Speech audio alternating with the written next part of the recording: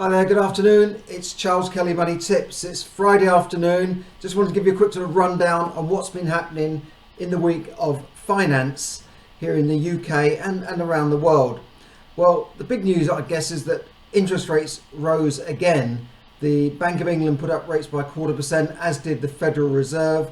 So both of these central banks are putting up interest rates to curb inflation, which they said was transitory over a year ago. It's just a temporary thing, but it's proven to be a bit more stubborn than they thought. Why do they do this? Let me just give you a brief rundown. What is inflation? Inflation is basically, in simple terms, it's how much things are going up by. So at the moment, inflation in the UK is over 10% again. So on average, an average basket of goods, an average set of goods would be going up by 10% per annum. That's not 10% per month, but it's per annum. So things that you want to buy this year, if inflation continues, will cost 10% more next year. So £100 worth of shopping, if it's on the inflation list, will cost £110 in a year's time. Now, to stop that happening, because obviously what that means is that everybody wants pay rises, and then that adds to inflation, because if you're a business and you give your employees a 10% pay rise, then you have to put your prices up by 10% to cover it, roughly speaking, right? Maybe not exactly by 10%, but you're putting your prices up to cover the extra payroll. And also you're then paying 10% for extra for the goods that you buy, the stuff that you buy, the raw materials, the gas and electricity and the stuff that you buy to sell in your store, for instance. So it's like an ongoing cycle. It's like a vicious circle.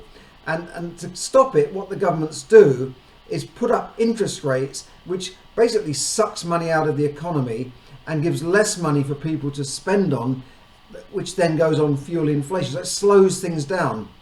And it could be driving the economy into a recession or certainly slowing it down from growth. So your mortgages will cost more. Lots of other things will start to cost more. But that means then that you will have less money to spend. The confidence to go out and spend will be lowered as well. So people will not be going out and partying so much. So that's roughly, in simple terms, what inflation is all about. Now, not everything is going up by 10%. Food inflation is more like 15 to 20%. So a lot of food stuff you're buying at the moment, you think, well, that's gone up a lot. That's, it used to be £1, now it's £1.30, it's £1.50.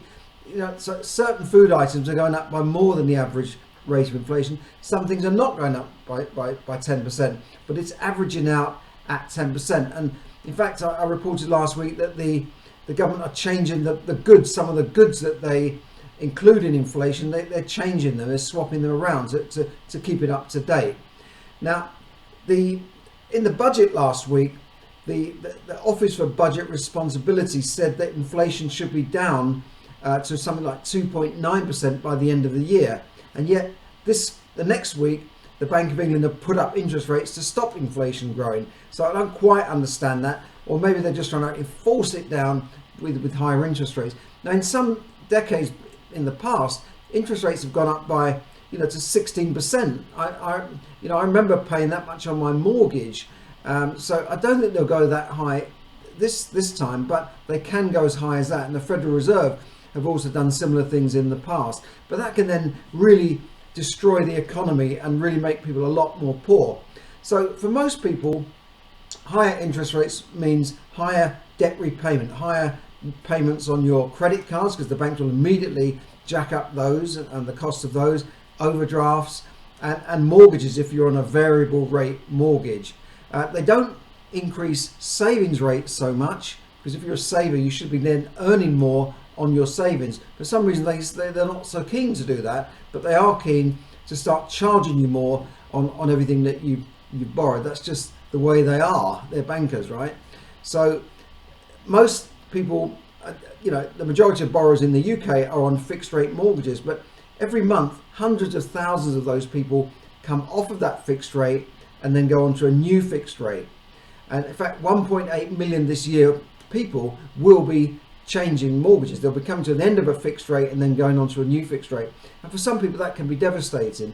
We heard about people that changed mortgage rates during the sort of mini budget under the Liz Truss government, where they went from, say, a 2 or 3% mortgage to a 7% mortgage. Well, rates have come down a bit now, so you can get fixed rates at 4 and 5% now, but it's still a big jump from where you might have had a mortgage at, say, 2% fixed, 2.5% fixed. Suddenly it's jumping up to 4 to 5% fixed. And it also affects buy-to-let investors in the same way. And we've heard about landlords having to sell their property and then they evict the tenants because they can't afford the new mortgage rates. Because obviously if your mortgage payments have doubled, and in some cases it has doubled, you cannot then go to your tenant and say, we are doubling your rent, because it just won't wash. They'll move out. They just won't be able to afford it. So a lot of landlords have had to take a hit like that. So that's why some landlords are selling up. It's also affecting the asking price of properties. Many of you know I run an estate agent. It's called Open House South Hearts, and we're seeing that property prices are slowing. Well, certainly the asking price of properties are slowing. It doesn't affect the official figures so quickly, like the official Land Registry ONS figures, but it is affecting asking prices month on month, because the Bank of England have put up interest rates for the 11th meeting on the trot now in a row, 11th time in a row. The Federal Reserve the 9th time in a row. So they're really worried about inflation, but it does affect people. We had Andrew Bailey, the governor of the Bank of England, say just this week, we advise businesses not to put up their prices so much because that will spur more inflation. And I'm thinking, bugger off, Andrew Bailey. If I'm a businessman, you're telling me how I should run my business when I've had all this inflation on me. I've had all these costs go up. I haven't been able to even increase my prices by the same amount as inflation. And now you're telling me, have you ever run a business, Andrew Bailey? I don't know. Has Andrew Bailey ever run a small business and built up a small business? I don't think so. And he's telling businesses not to put up their prices so much. A lot of people would argue that people like Andrew Bailey caused inflation with all this money printing. They've devalued the pound, and the Federal Reserve have devalued the value of a dollar, what it can buy.